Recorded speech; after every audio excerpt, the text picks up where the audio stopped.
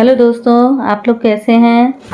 आज मैं जो है प्राचीन भारत इतिहास का ल्यूसेंट जो है चैप्टर 1 MCQ 30 MCQ लेकर आई हूँ। ठीक है, किसका है ये ल्यूसेंट चैप्टर। आज से मैं आपको टॉपिक वाइज कराने वाली हूँ। ठीक है, स्टार्ट करती हूँ। क्वेश्चन नंबर 1 है, इतिहास शब्द किस भाषा से बना है। तो इसका आंसर जो होगा वो क्या होगा, इतिहास शब्द किस भाषा से बना है, ये संस्कृत से बना है। किससे बना है, संस्कृत। ये जो है इसका करेक्ट आंसर है। इतिहास शब्द संस्कृत इतिहास ऐसा ही से बना है। ठीक है, किससे बना है, ये संस्कृत भाषा से। आगे बढ़ते हैं। क्वेश्चन नंबर 2 है, इतिहास का मुख्य स्रोत कौन सा है। तो इसका आंसर जो होगा वह होगा पुरालेख। इसका आंसर जो ए बिल्कुल करेक्ट है, पुरालेख। ठीक है, ए जो है बिल्कुल करेक्ट आंसर है। शिलालेख, तापपत्र जैसे अभिलेख इतिहास का सबसे विश्वसनीय प्रमाण है। क्या है ये, प्रमाण है। ये किस पे बना है, तो ताम्रपत्र पे। ठीक है, आगे बढ़ते हैं। क्वेश्चन नंबर 3 है, पुरालेख अध्ययन को क्या कहते हैं। तो इसका आंसर जो होगा वो है अभिलेख विधा। क्या कहा जाएगा, अभिलेख विधा। इसका आंसर जो होगा वो बी बिल्कुल करेक्ट है। अभिलेख विधा जो है शिलालेख का वैज्ञानिक अध्ययन है, अभिलेख विधा कहलाता है। ठीक है, आगे बढ़ते हैं। क्वेश्चन नंबर 4 है, अशोक में अभिलेख किस लिपि में है। अशोक का जो है अभिलेख किस लिपि में है। तो इसका आंसर जो होगा वो ब्राह्मी लिपि है। कौन सा है, ब्राह्मी। इसका आंसर जो होगा वो भी बिल्कुल करेक्ट है। मौर्य काल में अशोक ने अपने आदेश ब्राह्मी लिपि में खुदवाए। ठीक है, आगे बढ़ते हैं। क्वेश्चन नंबर 5, पाली और प्राकृत किस युग से जुड़ी भाषाएं हैं। इसका आंसर जो होगा वह होगा बौद्ध युग। कौन सा है, वो बौद्ध युग से। बी जो इसका बिल्कुल करेक्ट आंसर है। बौद्ध धर्म की शिक्षाएं मुख्य पाली प्राकृत में लिखी गई है। ठीक है, आगे बढ़ते हैं। क्वेश्चन नंबर 6 है, वेद किस साहित्य के अंतर्गत आते हैं। तो इसका आंसर जो होगा वो होगा श्रुति। क्या है वो, श्रुति। ए जो है इसका करेक्ट आंसर है। वेदों को दिव्य सुनी सुनाई परंपरा श्रुति माना गया है। ठीक है, आगे बढ़ते हैं। क्वेश्चन नंबर 7 है, कैसा लग रहा है आप लोगों को क्लास, जरूर बताइए। अगर अच्छा लगे तो ज़्यादा से ज़्यादा शेयर कीजिए, लाइक शेयर सब्सक्राइब कीजिए। और मैं ये ल्यूसेंट का जो है आज से मैं स्टार्ट कर रही हूँ। ये टॉपिक वाइज किसी भी एग्जाम में आपको ये हेल्पफुल रहेगा। ठीक है, आगे बढ़ते हैं। सर्वप्रथम लिखा गया वेद कौन सा है। इसका आंसर जो होगा वह होगा ऋग्वेद। कौन सा है, सी जो है इसका करेक्ट आंसर है, ऋग्वेद। ऋग्वेद जो है वैदिक साहित्य का सबसे पहला प्राचीन ग्रंथ है। ठीक है, आगे बढ़ते हैं। क्वेश्चन नंबर 8, पाषाण युग का पहला चरण कौन सा है। तो इसका आंसर जो होगा वह होगा पुराण पाषाण। कौन सा है वो, पुराण पाषाण युग। ठीक है, पुराण पाषाण युग जो है इसका बी सी जो है बिल्कुल करेक्ट आंसर है।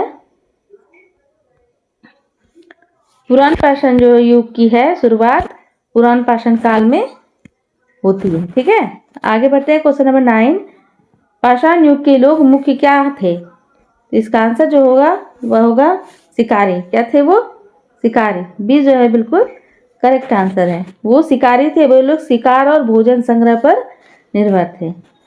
वो उन्हें किसी भी तरह की सुविधा प्राप्त नहीं थी।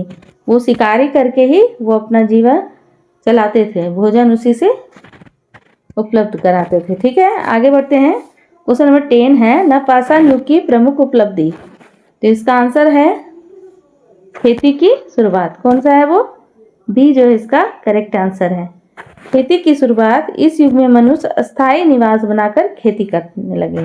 क्या करने लगे, सबसे पहले वो क्या शुरू किए, खेती करना। ठीक है, आगे बढ़ते हैं।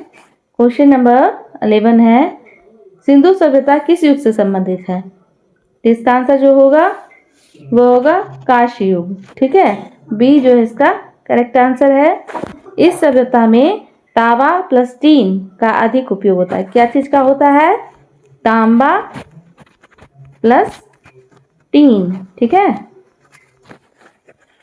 आगे बढ़ते हैं। क्वेश्चन नंबर 12 है, सिंधु सभ्यता का सबसे बड़ा नगर कौन सा है? तो इसका आंसर जो होगा वो है हड़प्पा। कौन सा है वो? डी जो है बिल्कुल करेक्ट आंसर है, हड़प्पा। हड़प्पा खुदाई के अनुसार हड़प्पा सबसे विस्तृत नगर है। क्या है? वो सबसे बड़ा नगर है। ठीक है, आगे बढ़ते हैं। क्वेश्चन नंबर 13 है, मोहनजोदाड़ो का अर्थ क्या होता है? तो मोहनजोदाड़ो का अर्थ क्या होता है? मृतकों का टीला। क्या होता है इसका आंसर? मृतकों का टीला। ए जो बिल्कुल करेक्ट आंसर है, मृतकों का टीला। अस्थाई भाषा में मोहनजोदाड़ो का अर्थ डेड माउंड है। ठीक है, इसको इंग्लिश में बोला जाता है डेड माउंड। आगे बढ़ते हैं। क्वेश्चन नंबर 14, हड़प्पा सभ्यता मुख्य धातु क्या है वो? बताइए, आप लोग भी आंसर दीजिए। ये है, क्या होता है? कांसा। ठीक है, जैसे तांबा प्लस टीन से मिक्स होके ये कांसा बना हुआ है। जो बी है इसका बिल्कुल करेक्ट है, कांसा तांबा प्लस टीन से ब्रोंज एज की प्रमुख धातु थी। ठीक है, आगे बढ़ते हैं। सिंधु सभ्यता की लिपि क्या है? तो इसका लिपि जो है वो अपठनीय है। ठीक है, सी जो है बिल्कुल करेक्ट है, हड़प्पा लिपि आज तक पढ़ी नहीं जा सकी है। ठीक है, आगे बढ़ते हैं। क्वेश्चन नंबर 16, आर्य भारत में कहाँ से आए माने जाते हैं? तो इसका आंसर जो होगा वह होगा मध्य एशिया। कहाँ के हैं? मध्य एशिया। सी जो है करेक्ट है, अधिकतर विद्वान आर्यों का मूल स्थान सेंट्रल एशिया माने जाते हैं। ठीक है, आगे बढ़ते हैं। क्वेश्चन नंबर 17, वैदिक में सबसे महत्वपूर्ण पशु कौन सा था? तो इसका आंसर जो होगा वह होगा गाय। ठीक है, बी जो है बिल्कुल करेक्ट है, गाय को धनोपार्जन का आधार और संपत्ति माना जाता है। क्वेश्चन नंबर 18, ऋग्वैदिक काल की मुख्य सभा क्या है? तो इसका आंसर जो होगा वह होगा सभा समिति विद। ये मतलब ये जो सभी है, सभा समिति विद, ये सभी मतलब ये चारों जो है, तीनों इसमें इसका तीनों संस्थाएं जो है शासन एवं सामाजिक निर्णय में भाग लेती है। तो इसका आंसर जो होगा वो क्या होगा? डी है। क्वेश्चन नंबर 19, महाजन पद काल किसे जुड़ा हुआ है? तो इसका आंसर जो होगा वह होगा महाजन पद जो है कितना है टोटल? 16 महाजन पद है। ठीक है, महाजन पद काल किससे जुड़ा है? तो 16 महाजन पद 16। ए जो है इसका बिल्कुल करेक्ट आंसर है। ईसा पूर्व 600 भारत में 16 शक्तिशाली राज्यों का उदय हुआ। ठीक है, आगे बढ़ते हैं। क्वेश्चन नंबर 20, बौद्ध धर्म के संस्थापक कौन थे? इसका आंसर जो होगा वो कौन है? गौतम बुद्ध। कौन है वो? गौतम बुद्ध। बी जो है इसका करेक्ट आंसर है, सिद्धार्थ गौतम को ही महात्मा बुद्ध कहा जाता है। ठीक है, इन्हीं का नाम जो है क्या है? इनका नाम जो है गौतम बुद्ध का नाम सिद्धार्थ गौतम भी है। क्या है? सिद्धार्थ गौतम। आगे बढ़ते हैं। क्वेश्चन नंबर 21, बुद्ध का जन्म स्थान कहाँ है? तो इसका जन्म स्थान जो है लुम्बिनी है। बी जो है बिल्कुल करेक्ट आंसर है, बुद्ध का जन्म जो है वर्तमान नेपाल के लुम्बिनी में हुआ था। ठीक है, क्वेश्चन नंबर 22, जैन धर्म के 24वें तीर्थंकर कौन है? तो इसका आंसर जो होगा वह होगा महावीर। क्या है? सी जो है बिल्कुल करेक्ट आंसर है इसका, महावीर जो है अंतिम एवं 24वें तीर्थंकर थे। आगे बढ़ते हैं। क्वेश्चन नंबर 23, अशोक का धम्म किससे संबंधित था? तो इसका आंसर जो होगा वह होगा नैतिक आचरण। ठीक है, नैतिक एवं वह आचरण। बी जो है इसका करेक्ट आंसर है, धर्म और अहिंसा, सदाचार, समानता और मानवता पर जोर था। ठीक है, आगे बढ़ते हैं। क्वेश्चन नंबर 24 है, गुप्त काल को किस नाम से जाना जाता है? तो इसका आंसर जो होगा स्वर्ण युग। कौन सा युग बोला जाता है? स्वर्ण युग। गुप्त काल को किस नाम से जाना जाता है? तो स्वर्ण युग। बी जो है बिल्कुल करेक्ट आंसर है, कला, विज्ञान, साहित्य और गणित का सर्वोच्च विकास इसी काल में हुआ था। ठीक है, आगे बढ़ते हैं। क्वेश्चन नंबर 25 है, शून्य की खोज किसने की थी? इसका आंसर जो होगा ये तो आप लोगों को ही पता है, आप लोग भी कमेंट बॉक्स में जरूर दीजिए। इसका आंसर जो होगा वो आर्यभट्ट है। ठीक है, आज मैं बिल्कुल लेवल से शुरू कर रही हूँ, स्टार्टिंग से एकदम मैं लूसेंट का करवा रही हूँ। आप लोग जरूर से ज़्यादा शेयर कीजिए, हर एग्ज़ाम के लिए बहुत ही इम्पॉर्टेंट है। ठीक है, आगे बढ़ते हैं। शून्य की खोज किसने की थी? तो ये आर्यभट्ट ने की थी। ये जो है बिल्कुल करेक्ट आंसर है। गणित में शून्य और दशमलव प्रणाली का श्रेय आर्यभट्ट को है। ठीक है, क्वेश्चन नंबर 26, नालंदा विश्वविद्यालय किस काल से प्रसिद्ध था? इसका आंसर जो होगा वह होगा गुप्त काल। बी जो है बिल्कुल करेक्ट आंसर है। कुमार गुप्त ने प्रसिद्ध नालंदा विश्वविद्यालय की स्थापना की है। आगे बढ़ते हैं। क्वेश्चन नंबर 27, प्राचीन काल में मुख्य धातु वो कौन सा धातु है?